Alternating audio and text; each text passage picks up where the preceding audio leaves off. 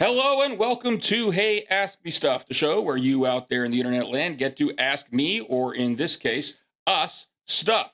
Thank you very much for joining us. I'll tell you a little bit about the show and how it works here in just a second. But in case you're wondering why I said you get to ask us stuff, because we have a special guest on the show today. Say hi, special guest. Hi, special guest. Beautiful. That's Pastor Jay Jackson here from Trinity, if you didn't know.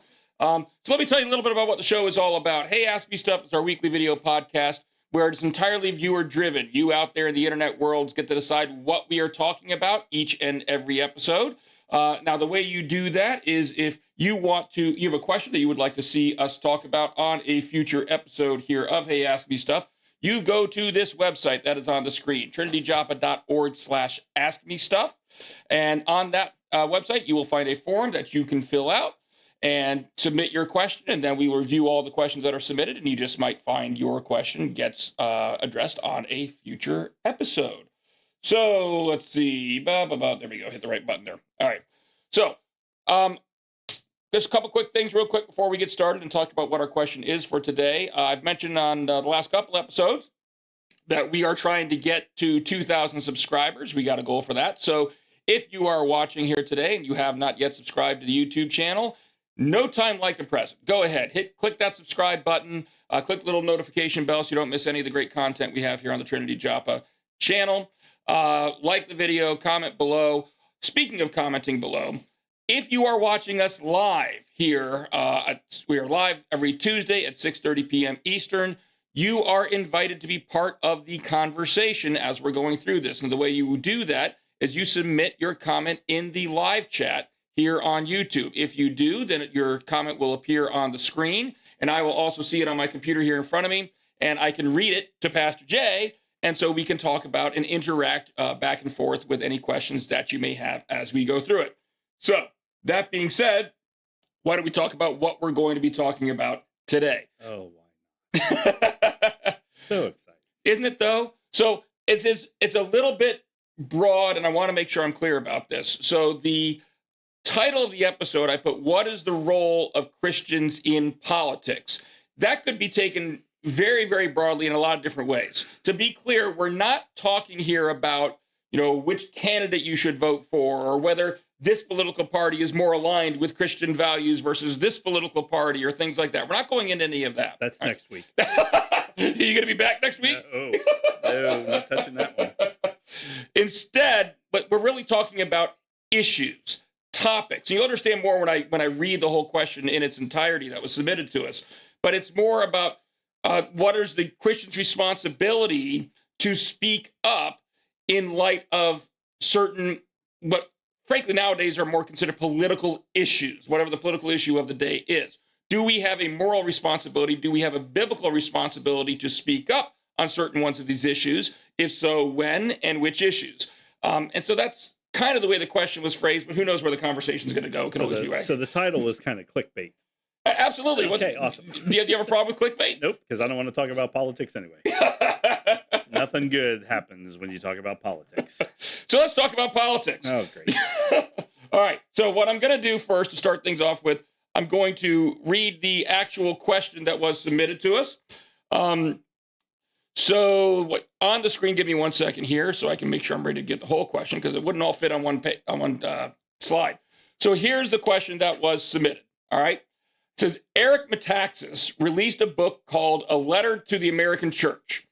In this book, he notes the surplus of striking parallels between the inaction of churches today against harmful and sinful political ideologies to the inaction of churches in earlier stages of Nazi Germany.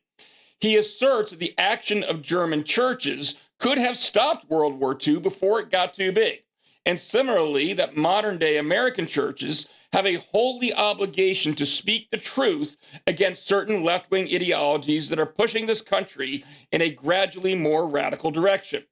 This is exemplified in YouTube censoring channels or videos of right-wing creators who oppose gender ideology, question the vaccine, and more recently, even presidential candidates such as RFK Jr.'s appearance on the Jordan Peterson podcast. Does the church have a moral obligation to actively stand up against such harmful ideologies? And then even says Revelation 5, or I'm sorry, 3, I'm sorry, I don't have my glasses on, 15 through 16 is a good reference on the biblical perspective of inactivity and neutrality. All right. So the question includes a lot of specific examples here, but why don't we start with the broad general topic? I'm going to throw this to Pastor Jay for starting out, so that, if you're going to get mad at somebody, get mad at him first. Yes. It's your job. You're the pastor. I agree. So let's talk very generally, not necessarily about any one of these specific issues that are raised yet. We can get into them. But do Christians have a moral responsibility to speak up? And if so, when? And go. Yes, because we are stewards of God's creation. So in the whole big, holistic, however you want to say it, sense, we are to take care of God's creation. That includes people, the things we talk about. So whether you want to climate, all those kind of things, we do speak up, and we are invested in that as well. So I would say yes, we do have a moral, I guess, obligation, but it's a response to the gift that God has given us in this creation that we have. So, have babies, take dominion of the earth, all those kind of things. And dominion doesn't mean like subdue it and completely destroy it. It means kind of take care of it. But you are in charge of it. And so when things go contrary to that, then yeah, we do get to speak up about those things. Now, I'm going to bring us more specifically into Eric Metaxas's argument.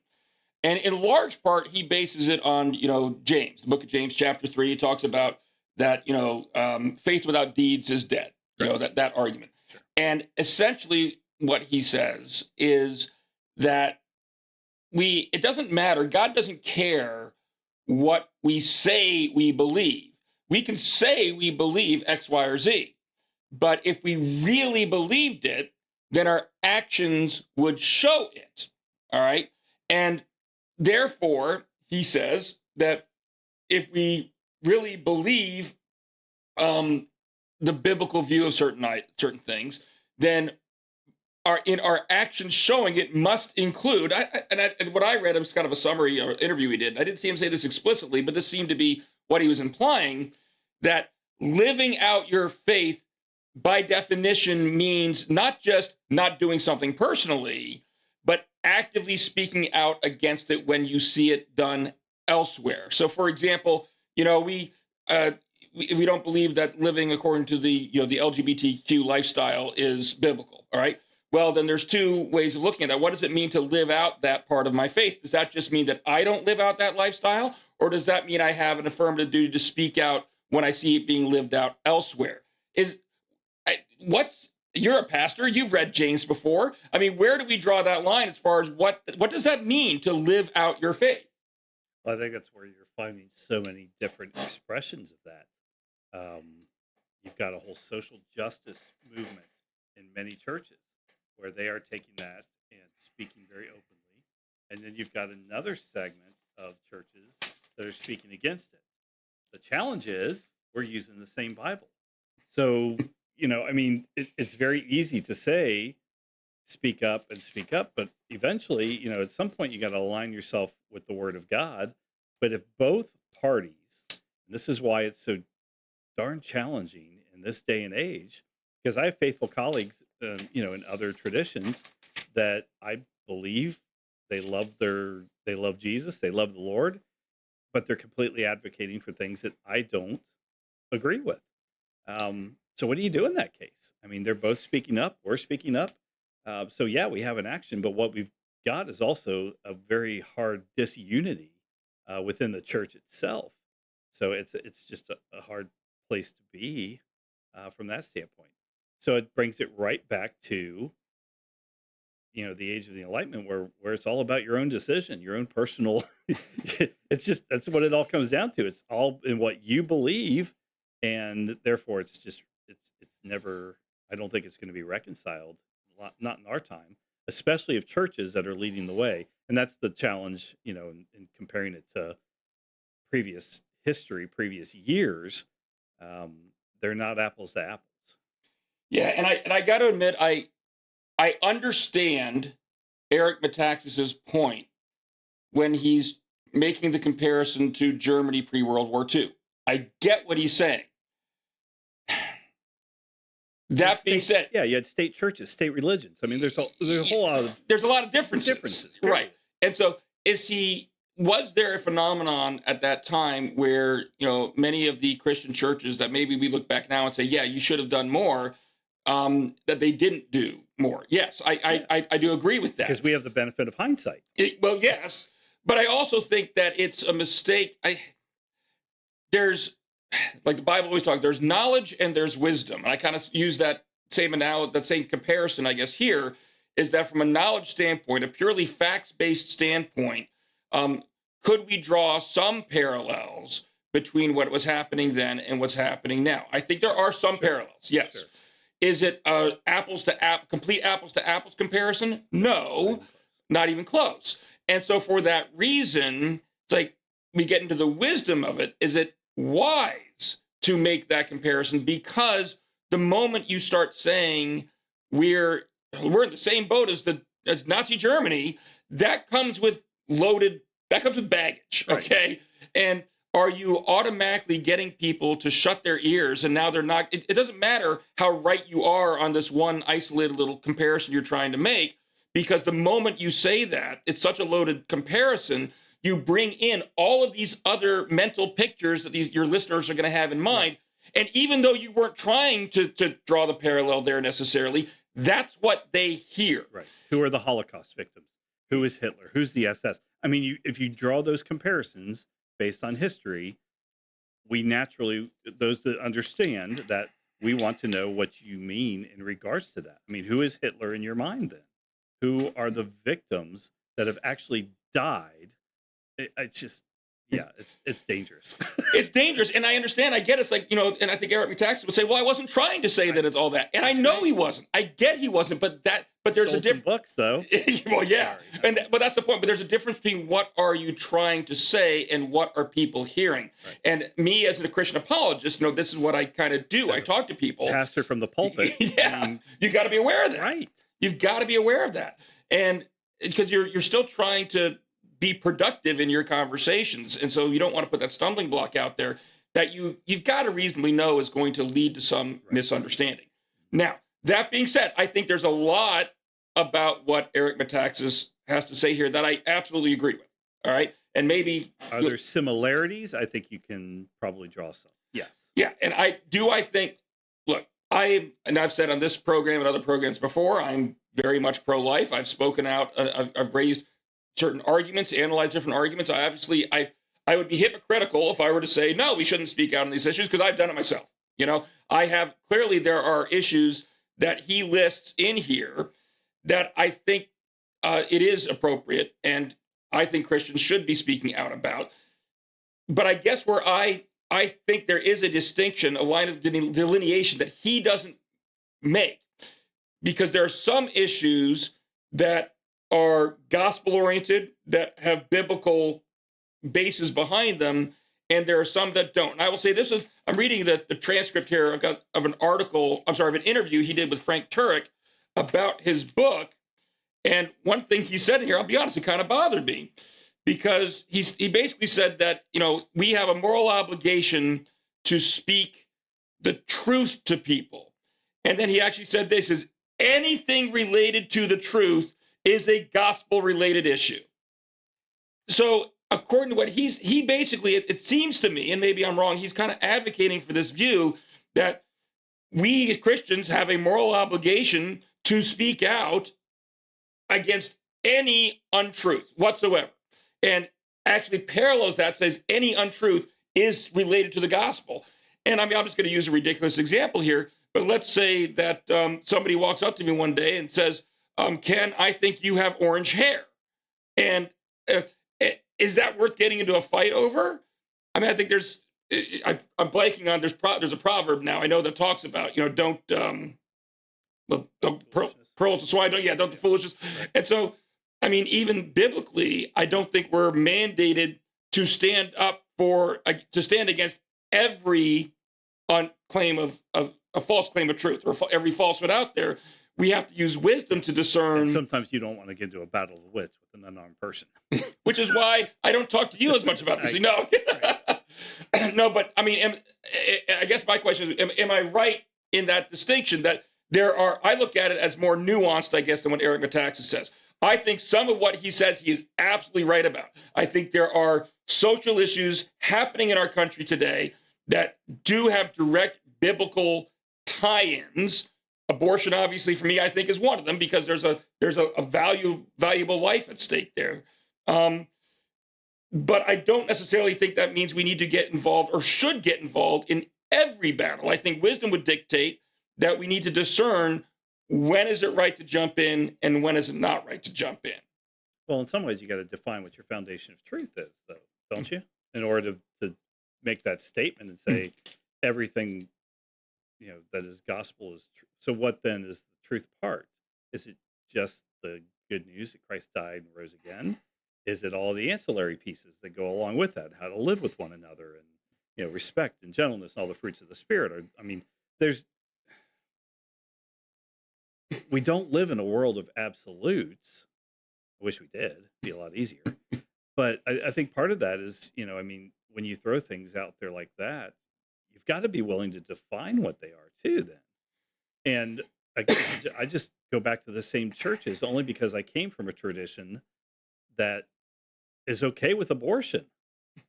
That's their I disagree with that, gospel. by I the agree. And I do too. But my point is, I mean, they don't see that in the same way we do, and they are out there advocating for those rights. And right or wrong, I mean, sure, there's exceptions. I mean, you can get down to the whole nitty gritty of it, but the bottom line is, if you don't believe that's a human life, then that's a difference of opinion that we have. But which one is the truth? Well, but I mean, if I think it is a human life, um, maybe this is the distinction that also I needs to be believe made. God thinks it's a human life. I I be- mean, yes, and so I think that we need to approach these conversations with gentleness and Correct. respect, correct. which I don't think a lot of Christians do. And I got to be honest, some of what I've seen Eric Metaxas say, I don't think he did. I don't think he succeeded in that. Correct. I don't think making comparisons to Nazi Germany is using gentleness and respect, especially if you think about people who really did have family members who went through that. If they had they lost their family members in the Holocaust, and you're trying to tell them that the United States today is like another Nazi Germany, to Or me, heading in that way. yes, Which it's still to me it's kind of diminishing what they went through and their suffering. So I don't think that that's the right approach, even if I can agree on some of the underlying claims Right. that he's making. So I mean, I do think that we do have an obligation, though, because like, for example, if we're told to love our neighbor, love our enemies, okay. Well, if we believe, and I do, and you do, that whatever it is that's in the womb is a valuable human life, then we have here an example of someone who is unable to speak up for themselves and is being taken advantage of and being killed. And so I do see in situations like that, I can point to specific scriptures that I think, according to God's will, and I could be wrong, which is why I don't think I am, but that's why you always do it with gentleness and respect and humility. But I do think that under those circumstances, it is appropriate. And I do think Christians should be speaking out more on some of these issues, more than we do. And to bring it back to just the original question, they use the word inaction numerous times in that, so there was a lot of inaction. I guess you have to kind of define what action is too, because Bonhoeffer, who he does acknowledge, would speak up. And 2 days after Hitler came into power, he spoke up against this new ruler, this new guy, and he was immediately jailed. And so there were opportunities for them to speak up. The question becomes then, the power that was in position, much like today, is still going to wield itself. And if that power obviously is not biblical or not grounded in truth or grounded in that, then it's it's still gonna lead. And what do you do with that? I mean, because our fight is not against one another; it's against the rulers and powers and principalities of this world, the dark. So there's a lot. I mean, there's a lot of nuances in that whole thing. So but to openly say there was inaction, I think is also inaccurate, because there was plenty of action that took place. Maybe not as much action as we would have liked. Sure. Right. I mean, would we have wanted a different result? Who wouldn't? So yeah, but I mean, how much action would it have taken? Is it a revolt? Is it storming the Capitol? I mean, these are these questions that we're like wrestling with in our own world here. Yeah. And you're right, because you get into this line drawing issue. It's like, okay, how much action is enough action? How much is too little? And we all have these general impressions. But even today, like, Eric Metaxas' premise is that, pastors should be preaching this from the pulpit. Well, a lot of pastors are preaching it from the pulpit. A lot of us are, yeah. And we're doing a podcast on it. How many times have I said abortion I believe abortion is unbiblical, in this one podcast alone? So, I mean, it is happening. And it's so not inaction. It's maybe you want to advocate for more action, but it's not inaction. And so, that's what I guess bothered me most about, and I think I'm going to preface this way, because I think I'm coming across too much as I'm bashing Eric Metaxas. I'm not. A lot of what he said in there, I absolutely agree with. A lot of his pieces too. Yes. Yeah, I just think he took it maybe too far. I think he's painting with too broad a brush. The truth is more nuanced. To say that, the American church is completely failing in this regard. Well, no, it's not. Maybe we should be doing more. And I think that's an argument discussion that we should have. And I'd probably agree with you with. But the American church is also on the other side of what we are talking about. So for them, they're doing what they need to do. There's plenty of action. There's plenty of social justice, plenty of, going out and affirming all of these beliefs that they have. So what you're doing is aligning yourself with a certain position, which we believe is biblical, but they believe it too. I mean, so there's no. But doesn't that make? But doesn't that make it more? I agree with you. And first of all, I guess you need to define, well, what do you consider to be the church? What does Mr. Metaxas agree to be the church? And what falls under that umbrella? But if one side of people representing themselves as the church is speaking out on one side of this issue, and we on the other side of the church think that this is not the biblical mandate, then does that put more responsibility on us to speak out, so that that's not the only voice being heard representing the church? Right. Well, so define speak out, because we are having general conversations. I have conversations all the time with my colleagues about it. And we go to the Bible, and we both, it's. Well, and I think that's part of my issue is, like, if you were to go out, let's just talk about what we'll classify as conservative Christianity for right now, okay? The conservative, what people in popular parlance think of as the conservative side of Christianity. Does anybody not know where conservative Christians tend to stand on these issues? I mean, and that's what I keep getting to, is I think people do know. And if people do know, then that would suggest that, well, then somebody on that side of Christianity must be speaking out about it. I mean, it must be being said because we know it's out there. Are there Christians that are more content to sit on their hands and not live out their faith? Sure. And sometimes that manifests as not speaking out when things are presented to them that they should. Sure. And I think it also manifests itself in other ways, not going out, like you said this past Sunday, they come to a church service and sit on their hands the whole time and act like it's a concert rather than a cooperative worship experience. And so there are a lot of ways that manifests, one of which could be not standing up when we should. But I don't think that's necessarily the only way. And I don't think it's fair to say the entire church is doing this. Agreed. And the churches that are dealing with it are primarily the Western culture churches, right? The ones that have, and it's, I'll be honest, I think it goes back to the age of enlightenment, the age of individualism, the age of, we now know better than the previous people did, right? Mm-hmm.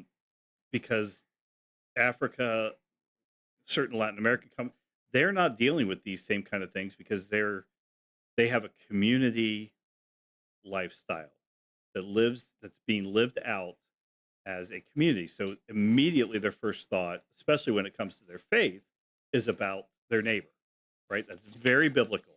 Mm. This is straight up Bible, love your neighbor as yourself. Western civilization in our age of enlightenment says love yourself and then your neighbor. We in no way, shape, or form on either side, to be honest with you, resembles Christianity of the Bible. That's a hard statement to say, but it is because we live in this. But we are so individualized. That's why people sit on their hands because they can. It's all about me, and that's sin. That's all that we turn in on ourselves, and it's great. But when we turn in on ourselves, it's lifted up and celebrated in this Western culture, and that includes Europe and other places. I mean, there's a reason that it's on the decline because we're no longer looking out for one another. We're just looking out for ourselves. Um, and so, am I speaking out about that? Probably. Am I going to get run out of here? Hopefully not. But I mean, that's the balance we're trying to find here in America specifically. Is can our faith really align with the Bible of sorts and still live comfortably in America? It's a balance. It should be something we're thinking about all the time. But it comes back to that age of enlightenment because then you've got the issue with I don't have to necessarily worry about what happened 2,000 years ago in the first century church and all that because I know better now. I'm more enlightened. I have more education. I have more deep thinking. Like da da da da. Da. And so you tend to forget about the creeds. You tend to forget about the history. You tend to forget about how people lived. All of those kind of ways. And you then do what's called eisegesis, where you bring your situation and read it into the text, versus exegesis, where you read the text and apply it to your life. And we are a straight up eisegesis religion right now, in many ways. I guarantee you there were Sorry. people in church this past Sunday, including some sitting as I was up there doing Engaging the Word over to my left. I'm not going to say who they were, that were thinking of some eisegesis interpretations of the Zephaniah passage that I read.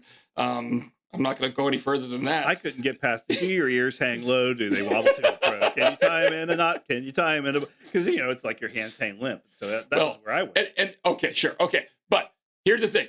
If you hear hands hang limp, in light of all these issues we're talking about today, are there people out there in the world who would have looked at the Zephaniah passage and said, see, it's saying that, homosexual behavior is completely incorrect. You shouldn't let your hands hang limp. Oh, heavens. I didn't even go there. You didn't really even think of that? What are you doing? I'm just saying, I'm sure there are people that see that and they automatically take a modern day lens and they apply it to something that was written thousands of years ago without asking, no, what was meant by that in the context at the time. So that's just one example that I thought of when I was looking at that. It's the eisegesis thing. I guess I'm glad I didn't go there. I mean, now you won't be able to get out of your mind. Huh? No, but I mean, no, I still want the ears hang low. Do they wobble to and fro? That's my camp life. That's where I grew up. So that's what I went to. And I have 6 kids, so go figure. Yeah, but that's interesting. But, and I didn't mean to go off on kind of a thing, but that's one thing personally that I am continuing to struggle with. And it's why I find myself going back to the first century church more and more, is there was a distinct difference in that church because they were still ostracized. They were still challenged. They were still imprisoned. They were still dealing with a lot of persecution, which I don't think we're dealing with persecution per se, but we are having, issues, and whether it's being banned or censored or this kind of stuff. To me, that's a whole different level of persecution, if it's even that at all. But, if you go back to the first century church, they acted different. They looked different by their actions. I mean, they didn't physically look different than the world, but their behaviors, the way they acted with gentleness and courage and love, and they spoke out, yes, but they were doing it lovingly. And so people were attracted to that. I wonder how many people are attracted to this modern century Christianity we have. Yeah, and I'm glad you brought that up because that, I think, sums up my reaction to the answer to the questions being asked and to this particular article or this book that Eric Metaxas wrote in his argument is he lists off a whole bunch of issues, all right? And we're not going to go through each individual one. Issues are easy to find. Yes. I mean, he talked Like about just start. transgenderism, LGBT, Q issues. He talks about the trying to think of some of the things, the vaccine and responses to the vaccine Wearing and masks. Those are wear all masks, issues. all issues, and abortion. So, are there issues that I think that we as Christians should speak out about to help make our contributions to a healthier, more God honoring society? I do. I think that in the end it's all going to go where anyway. Sure, because the Bible says that God's going to create a whole new creation, new heaven and new earth at one point. So but I do think when it comes to like defending the rights of the unborn, I think that's something we should be speaking out against. When it comes to the LGBTQ plus issues, I'm probably maybe a step down from that, because I'm like, is there truth? Is there a God honoring truth of one male? You're made either male or female, and marriage between one man and one woman. I believe there is. Now I don't have someone's life at stake like I do with abortion, so maybe this one's a little bit slightly at one tier below for me as far as the am I going out So seeking? is salvation a lesser tier? No, salvation's the top tier. I mean, so But that's my point, isn't it? Because the first thing is, I almost think we sometimes get caught up dealing with what really should be more sanctification issues before we start talking about the salvation issue. We're so worried about these particular issues here or there. Like in the abortion issue, I look at it as we're speaking up for someone else's right to life that can't speak up for themselves. Right. Okay, with how someone else is living their life, my first priority is going to be the gospel, the salvation for them, because why would I expect them to care what God has to say about something if they don't even care about God in the first place? And so I do think we get things messed up sometimes. So I look at it as tiers. You got someone else's right to life. Yeah, I think we need to speak up about that. These other social issues, am I going to actively go out looking for, conversations and arguments to have about that? No. If you ask me, will I tell you what I think the Bible teaches about it? Yes. Will I participate in something that celebrates a lifestyle that I think is unbiblical? No.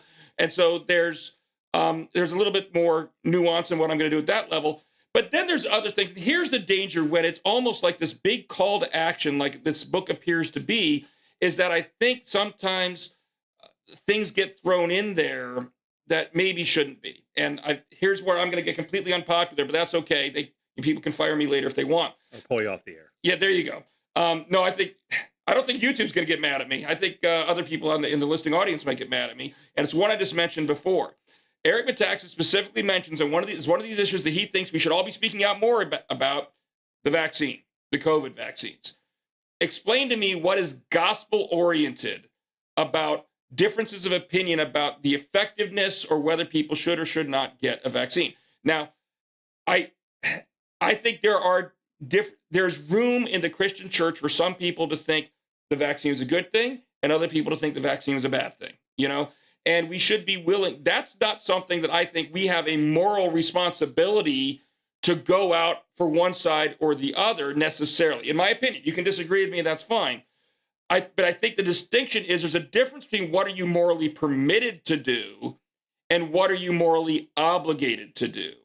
And I have no problem with someone going out and arguing and presenting an argument for why they think we should all get the vaccine or why they think people shouldn't get the vaccine. And I think I'm a big proponent of the marketplace of ideas. I think people are allowed to do that. And that is a morally permissible conversation to have. But I don't think, as Eric Metaxas appears to, that we are somehow morally obligated as Christians to take one particular side of that issue and go out there and advocate for that. I don't see an issue like that as rising to the same level in my mind as defending the rights of the unborn, so to speak.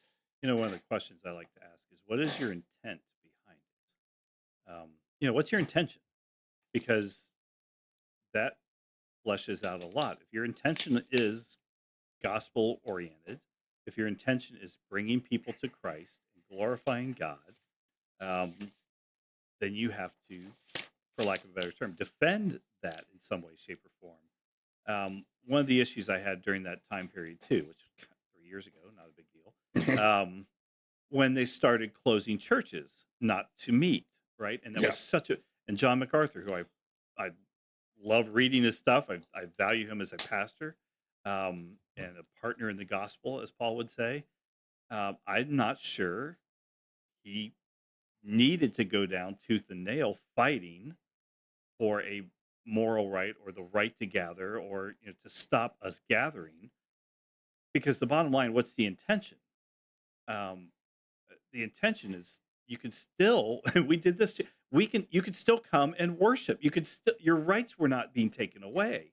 The physical building was, and so I struggle with that because I also agree that in some ways he was trying to make sure that he was speaking on behalf of his people, which we do.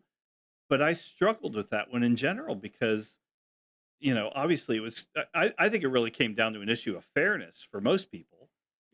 Why was the drugstore able to be open and churches weren't? I mean, a lot of people saw that as a way to kind of attack churches and shut them down, Yeah. and maybe there was some validity to that, but it was also a very big breeding ground. I mean, so morally, it's like, do I not want to give somebody else? There was just so much across the board, as you know, and even now there's still scars from a lot of that. Yeah. But I go personally, I go to the intent behind it. I I never sacrificed. As a matter of fact, I got closer to Jesus during that whole time. Even as we were figuring out how to worship from each of our homes and doing the technology and all that, which I know not everyone did, but we all doubled down on our faith in many ways, and I don't think that was a bad thing. And that wasn't because we all got to meet together. It was because we were all walking together through the same thing. And I think there's got to be some nuances in that. And am I glad that he was vindicated and the whole lawsuit and blah blah blah? Sure, that's great. Because there is that element of freedom that we do celebrate in this country specifically. But I really wrestled with the intent behind that. I mean, how much do you really want to fight against that? And I even heard people say that that was equivalent to the Nazi Germany kind of time because they were shutting down churches and they were stopping people from worshiping, and that's what they did in the 40s. And I mean, I just again, if you're using wisdom, which I believe MacArthur has quite a bit of, just don't get me wrong. Yeah. That's why I just kind of struggle because we can all get caught up in that piece too, and you feel like you're a mouthpiece for God, and you have to lead and do this and that, and I don't know. Yeah. I mean, you got to It's a be hard place to be. you got to be careful again with the wisdom thing about how you're presenting the truth, because you don't want to be shutting people's ears off. You want to have people listen to what the message is. And I do think that I think you're right that there was a perception, and I believe a correct perception, in my opinion, at the time that there was a lot of hypocrisy being handed down by the government Absolutely. at that time, where you were shutting down churches, but you were allowing. But if you want to Strip go, joints were still open. strip joints were still open. I get it. People were allowed to gather for protest, Right. and so I do get that. It still gets back to, and so that's where I get back to the difference between what you are morally permitted Correct. to do as a Christian and what you're morally obligated to do as a Christian. I have no problem with Christians at that time expressing themselves, saying that this is hypocritical. I think this is wrong. Right. Just like I didn't have any problem with other Christians saying, I think that the loving thing to do is, to not gather here, whatever it may be. That's a discussion we could have, and that all falls under the morally permissible category. It also falls under the two kingdoms. So I mean, how are you gonna? Funny you should mention that. Wrestle with that too. Because the next point I was gonna make Right. is that we do have a confusion, I think, in this country. Lots of times people tend to confuse our government-given rights with our God-given rights. We will conflate the two. And so we will look at things like, we have a right to free speech. We have a God-given right to free speech. Really? Where's that in the Bible? It's in the Constitution. It's in the Constitution. But people act like they're defending the Bible and they're defending God when they're really defending the Constitution and their constitutional rights. And again, I have no problem with people speaking up and defending their constitutional rights. I think we can and we should do that.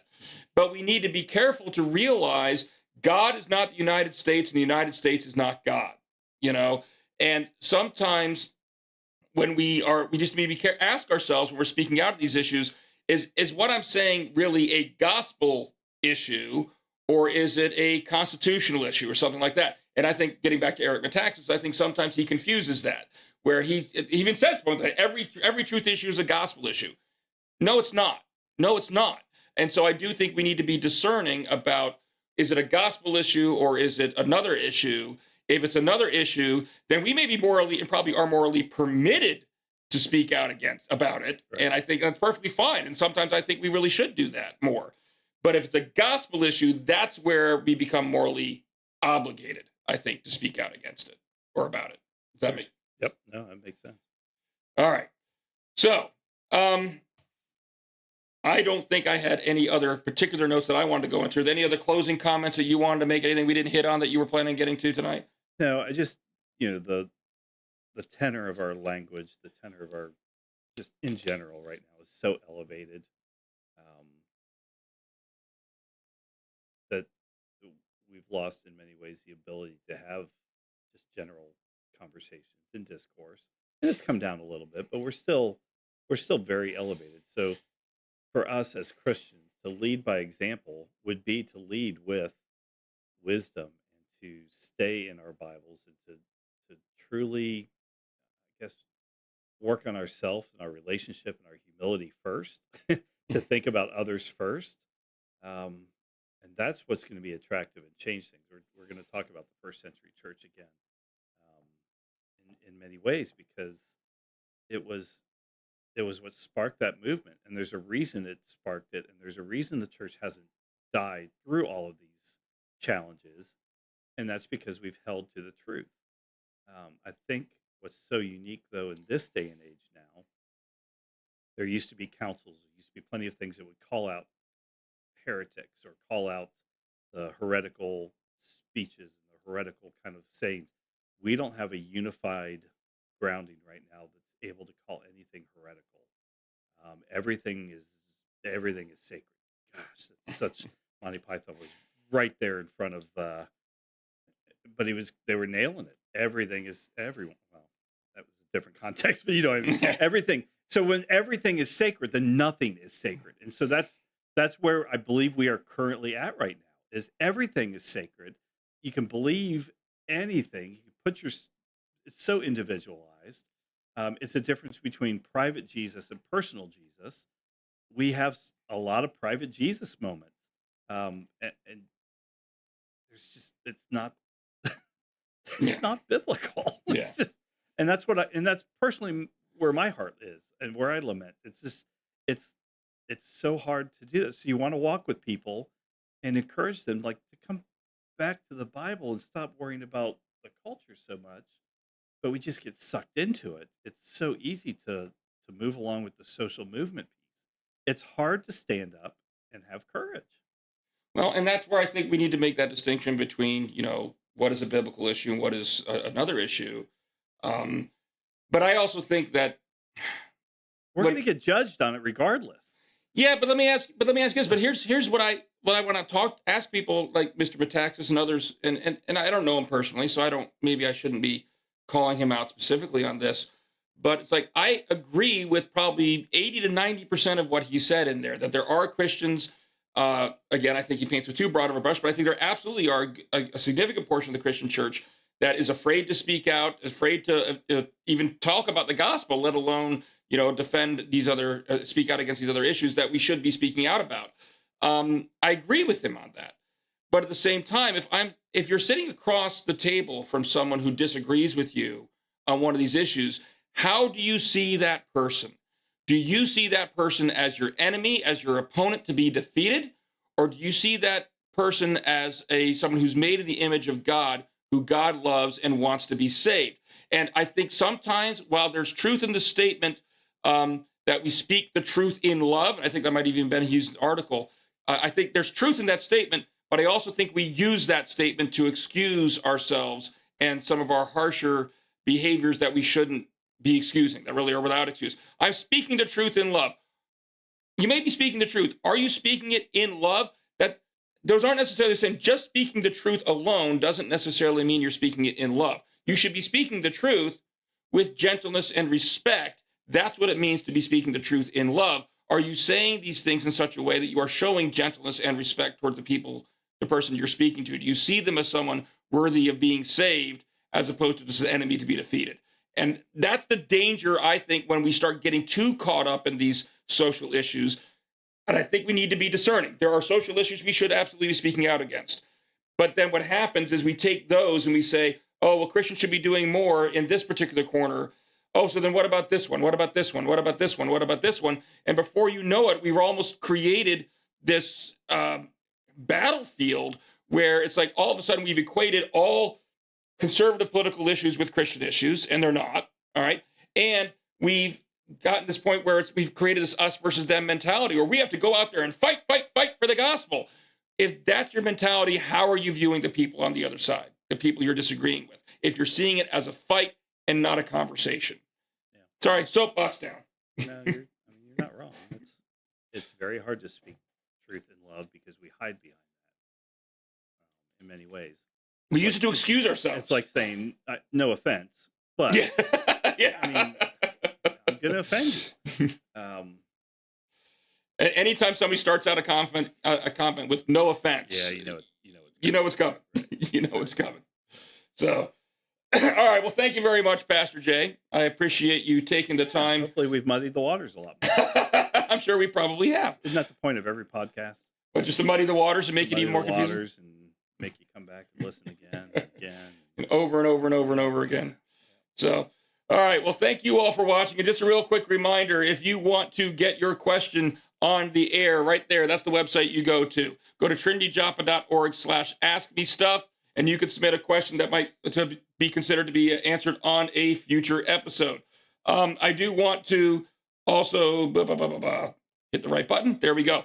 All right. Remind folks that if you're not watching us live and you have a question, comment, concern, agree with us, disagree with us, whatever, throw it down there in the comments section. We'd still love to hear what you have to say about it. I'm a big proponent of the marketplace of ideas. I do not claim, and I don't think Pastor Jay does either, that we have the exclusive lock on truth. We could be wrong. God is always right. God is infallible. We are not. So please feel free to let us know if you agree with us, disagree with us, put it down in the comment section.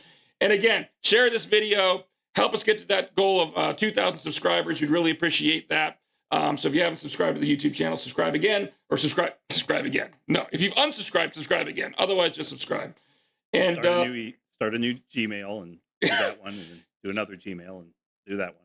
That's not a bad idea. I think we can get away with that. So no, that doesn't help us a whole lot. So anyway, but yeah, seriously, go ahead and subscribe to the YouTube channel. We really appreciate it. And a reminder, we will be back again next Tuesday at 6:30 live here on the Trinity Joppa YouTube channel. I have no idea what the topic is going to be yet. We do have several that have been submitted that we can choose from, but who knows? You want to see if we can get one in next week? Go ahead, submit your topic. All right. And that's all I got. So Pastor Jay, say goodbye. Goodbye. That was short, sweet, to the point. All right. Thank you all very much. Thank you. Goodbye. See you next week.